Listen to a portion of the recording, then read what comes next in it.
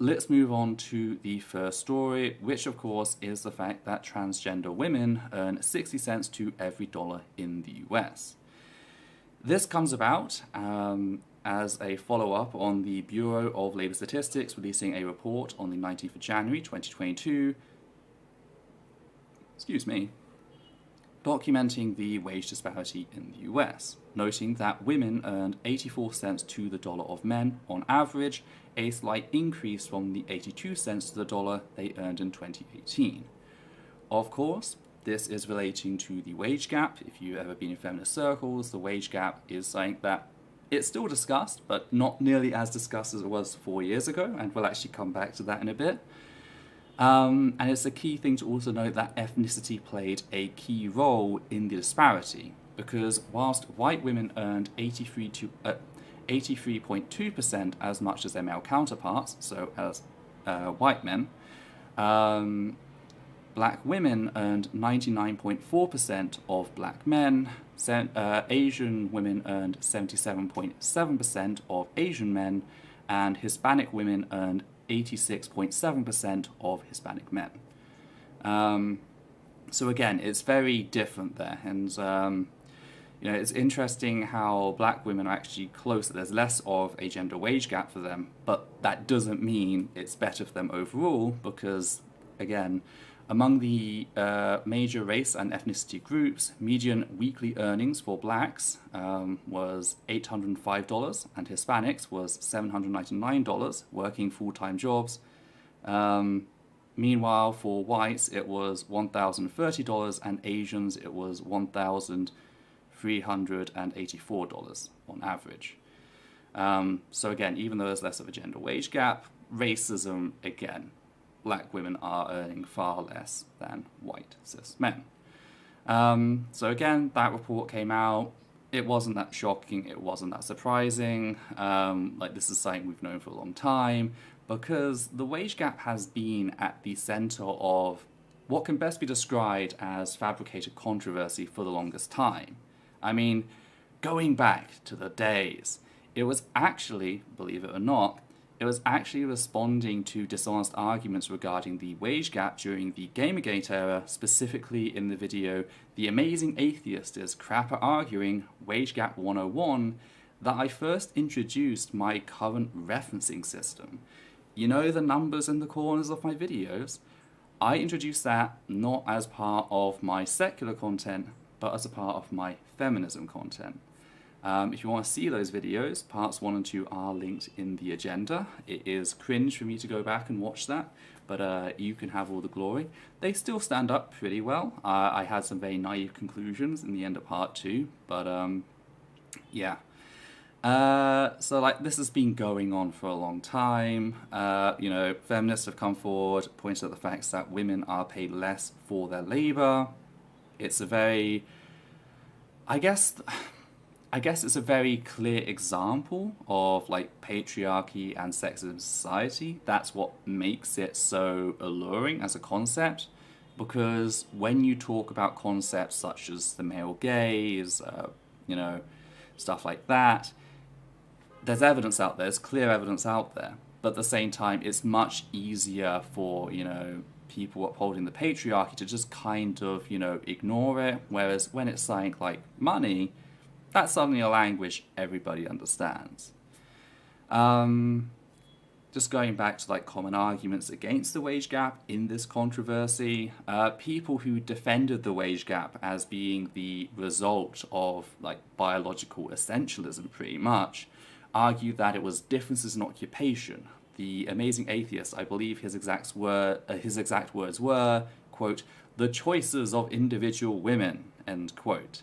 Another argument is the differences in number of hours worked, and then we also have the argument that it's prioritizing stability/flexibility in work over wages. And on the surface, you can kind of see how certain people would see that and would go, actually, yeah, that makes a lot of sense. If you're not working as much, if you're not prioritizing the overall wage, then yeah, it makes sense that you don't make as much money. However, the problem with that is that's a very surface level understanding.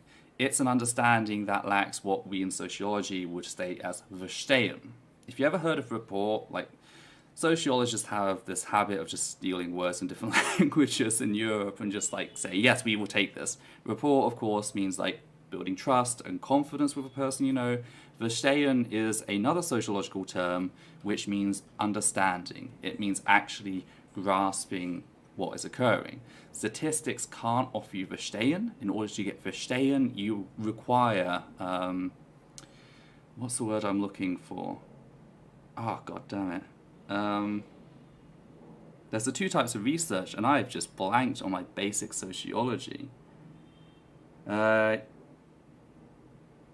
my god. Sorry, I can't help you with this. That's fine, that's fine. But anyway, it's why you need to do things like interviews. You can't just rely on statistics. You need to actually get a grasp. Can you spell that? I cannot spell verstehen. Yes, I can. Oh, you can spell verstehen. Okay. I immediately looked it up because I've noticed it was German, and I was like, oh, I have to look that up now. Mm-hmm. Yeah. In like German, like, no reason in particular. Was that supposed to be German? I thought it was Swedish, but I could have been wrong. But anyway, but yes. Is it Swedish? It when I put it into the German thing, it translates into English as to understand. Okay, then it is German. It is German. It's just German. But yes, anyway, it lacks understanding. Now, what do we mean by understanding? Well, there's a number of things at work here. Dealing with differences in occupation. One of the main reasons we have this is something known as occupational segregation. Now, this is a very complex sort of understanding because, you know, it's not as simple as these jobs are designated for men, therefore men do them, and these jobs are designated for women, and therefore women do them, or are expected to do them. There's extreme pressure for them to do them, and thus when women, because it's usually women, when women sort of move outside these fields, they often face harassment, abuse, etc., ostracization. They're not given the same support as men are. So it just pushes them out of those fields. There's also a phenomenon in which any time a field which was once predominantly, you know, formed of women becomes intriguing to men, suddenly that field will push women out and the actual value of that field will increase. Likewise, the reverse is also true. If a field becomes suddenly like intriguing to women, women can migrate to it, like push against all of the bullshit they receive, you know, resist it, etc., suddenly the value of that work will also decrease. So it ignores that very basic concept of discrimination. An example, Levi, I believe you brought up before the stream, was of course computing and gaming as an example of this. You can go on and talk about that if you want.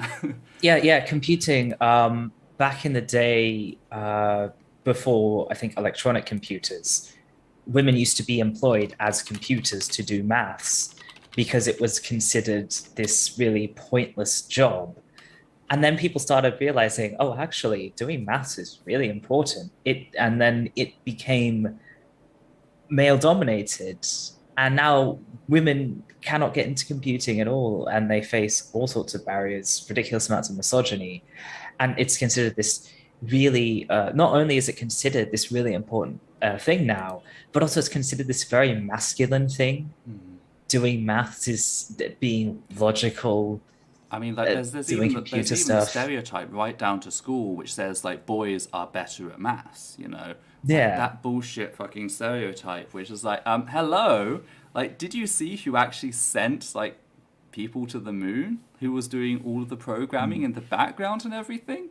I'll give you a hint. It wasn't men. By the way, not only was it women, but it was specifically black women, wasn't it? Yes. The terms I was forgetting, and I can't believe, like, if my sociology tutor realised this, the terms I'd forgotten were qualitative and quantitative. Quantitative can only tell you what is happening. You need qualitative to tell you, like, why it is happening. That verstehen. And that's I think it's pronounced... Higgins is going to yell at me later. It's pronounced more like verstehen. Verstehen. Okay. Possibly. No, N. The H is just saying that the E is longer. Okay. Germans. I'm probably going to get yelled at later, but at least it's closer. But yes, anyway. I do believe Blitzkrieg also brought up a point which I'm about to go on to as well, and that is also the fact that women do a lot of unpaid labour. Now, originally, it was just divided into, there was the hidden domestic labour and also work labour, and what was known as the dual burden. This is the belief that, like, as society moved away from the nuclear family, the warm bath theory, where the woman stayed at home and she like made the home lovely for the man who came back from the factory, you know, during the industrial era, and like she took care of all the social stuff. As women started entering the workforce, sociologists began to notice the fact that, hey, women are still expected to do all the housework on top of earning. You know, that was the dual burden. That has since actually been kind of relegated. The new term that's typically used is the triple shift. And the triple shift is used to include the fact that women are also typically expected to act as the counselors and therapists, the people managing the emotions of their male partners. If you've ever seen like these horrible things of like a woman can turn a demon into an angel's kind of thing, that really toxic bullshit which kind of tells, you know, women to stick in abusive relationships, that comes from this idea of the triple shift, the idea that men shouldn't go to a counselor to actually, you know, get help. It's expected women to pick up the pieces there as well. So that's the triple shift.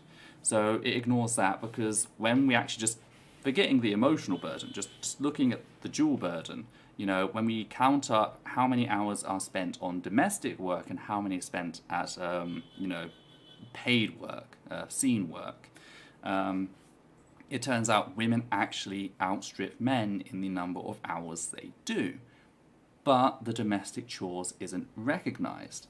So the idea of, oh, well, they're just doing more hours, well, yes, because they've got to do all this domestic chores, and the reason they're doing this is solely because of social expectations, solely because of sexism in society. Moving on, we also have stress. Due to the fact that women are on average working more hours than men, the amount of stress they undergo results in them more likely to fall ill. If you know anything about stress, you know, it compromises the immune system, it suppresses the immune system, especially if it's constant stress, so it results in women taking more sick leaves.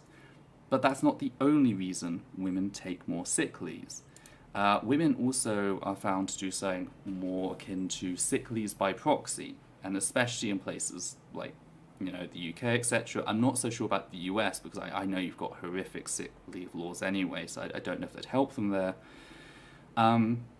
But in places like Europe and the UK specifically, you know, it's found that women are more likely to take sick days to like leave work if their child is ill. Because like the child is ill, they can't go to school, we can't afford a carer, therefore one parent's going to have to stay home. It is always defaulted to the woman to do, because she is the primary caregiver by sexist society, or at least the ideas of sexist society. And over time, the amount of sick days you take can impact, sadly, in this capitalistic hellscape that we live in, it impacts the likelihood of you receiving a promotion, because sadly we have this really warped understanding of like, you know, oh, you just muscled through the illness, you know, you had a flu but you came in, you gave it to everybody, but hey, those 2 days you still worked, you know. Sadly, that's a problem with capitalism, and like we need to restructuring. But the thing is, like, I also found it interesting because when I talked to my dad about this, I discovered the facts that in Norway, at least at the time I made my response to TJ, I remember the facts that in Norway, parents are given 10 days parental allowance specifically for if their children fall ill. So on top of their own sick day allowance, if their children fall ill, they're also allowed to claim up to 10 days. So yeah, there are ways to start like tackling it, sort of thing. Another thing about the facts that women are more likely to take sick days is the fact that due to them being seen as the primary caregivers in roles such as nursing, etc., or just taking care of the children when they're back home, they're also more likely to diagnose themselves and like notice, hey, I'm actually ill with something, and thus take days. Men are more likely to go to work not realizing they're ill. So yeah, there's so many different ways sexism influences all this, but the fact is, even if you account for differences in occupation and numbers of hours worked, for example, there is still a 7% wage gap 1 year after graduation, even when all of this is balanced, and that increases to 12% after 10 years. So even all of these points, which again relate back to patriarchy and sexism society, even when we account for them, there is still a raw wage gap of 7%. So yeah, it doesn't really stand up to any sort of scrutiny. So that is the basic on the wage gap. What does this have to do with trans women? Well, the Human Rights Campaign followed the Bureau's publishing with its own report, specifically detailing wage disparity among LGBT plus workers, with data gathered from over 7,000 full-time LGBT plus workers. And it found that LGBT plus workers earned 89 cents to the dollar overall for non-LGBT plus workers. Now, they divided this up a few different ways. I'm just going to kind of run through them. Dealing with ethnicity, it was found that they earned 97 cents to the dollar for white LGBT plus workers, 90 cents to the dollar for Latinx LGBT plus workers, 80 cents to the dollar for black LGBT plus workers, 70 cents to the dollar for Native American LGBT plus workers. Asian/Asian Pacific Islanders didn't see any disparity. So again, we can see that ethnicity plays a very strong impact in everything. By gender, it was 96 cents to the dollar for LGBT plus men, 87 cents to the dollar for LGBT plus women, 70 cents to the dollar for non-binary, genderqueer, gender fluid, and two-spirit workers, 70 cents to the dollar for trans men, and 60 cents to the dollar for trans women. I need to note here the fact that the LGBT plus men and LGBT plus women did include both trans men and trans women, I believe, in them. So they have also probably decreased they brought the ceiling down for that category overall, because we've just seen, again, trans men and trans women, as well as non-binary people, are very low in that, receiving 70 to 60 cents on the dollar.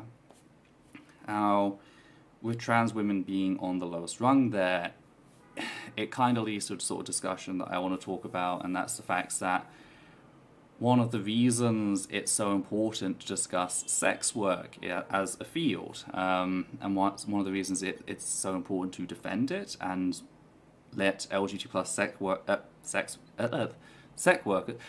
workers know that they're welcome in the LGBT plus community, is because sadly that is one of the fields trans women. Train says hi. That is one of the fields trans women. Thank you, Train. That is one of the fields trans women know that they have a semblance of security. It's one of the fields that they can actually do well in, and I have to put that with quotation marks, well in, because of course that makes them like subject to all of the draconian puritanic laws regarding sex work, the horrific Scandinavian model, which all that actually does, it doesn't help them at all. It just makes the clients that they're seeing less willing to give them, their information, which means if they're assaulted, there's nothing that can be done, sort of thing. Because again, that there is this great disparity here, even within the LGBT plus community, also by ethnicity, etc. So that's one of the reasons, like, fighting to support sex workers is such a vital part of the LGBT plus community, because the sorts of people who are going to be pushed into that, and you can say, oh, well, like, they shouldn't be pushed into that, you know, everything like that. If they have a choice between putting food on the table and doing this, they are going to put food, like, not doing this even, they are going to put food on their table, okay? Like, we can talk and debate about if capitalism doesn't exist and if everyone had UBI, like, you know, should we be having sex work and all that is irrelevant, okay? What matters right now is that we fight to decriminalize sex work, okay? We were also given a dividing of ethnicity, but strictly for LGBT plus women.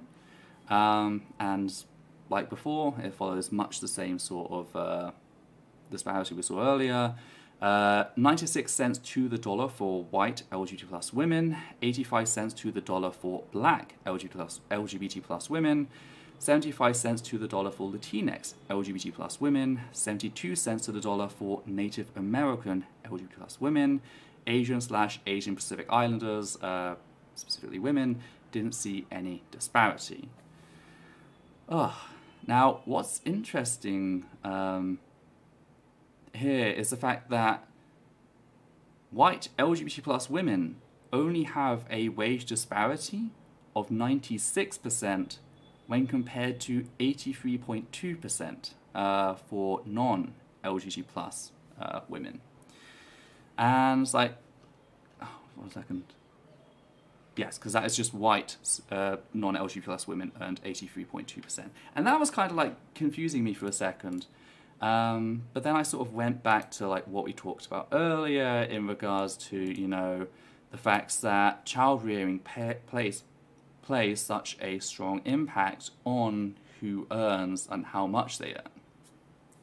And the thing about LGBT plus women is the fact that those heteronormative roles are not as around as much. You know, if you have two LGBT plus women together, they're more likely to be able to sit down and talk about, hey, you know, which of us should be taking more time off? You know, you earn more, so should like you continue working and I stay at home and care the child? Should we divide things more equally? You know, there's this conversation, whereas sadly when it comes to, you know, cis-het relationships, very often, and this is a generalization, but sadly the generalization has a reason, very often allo cis-het men have very fragile egos about the idea of them staying and like taking care of the kids. Thankfully, that's not as prevalent when it comes to queer women relationships. So I think that might be responsible for why like the gap is smaller. Yes. I'm just having a quick read through the chat. I don't know if there's anything you'd like to add, Levi. I know I've just kind of run with everything. The only other thing I can think of is queer women may be less likely to carry a pregnancy, which I think would also have an impact, because even if a man and an allo cis-het couple takes on the responsibility for childbearing, the woman still has to deal with 9 months of pregnancy and however many months of recovery. So I can imagine if you have a bunch of couples who are both women, and out of the ones who have kids, only half of the women are pregnant, then that would impact the group as a whole. There's also the adoption aspects. They're more likely to see adoption as like not a last resort, but just like a normal way I think to have you a can family. do. Yeah. And then neither of them are carrying a pregnancy. Yeah. So like there's so many reasons that can explain like this very interesting trend. And it does kind of support the notion that sexism at least plays a significant role here, you know. Yes.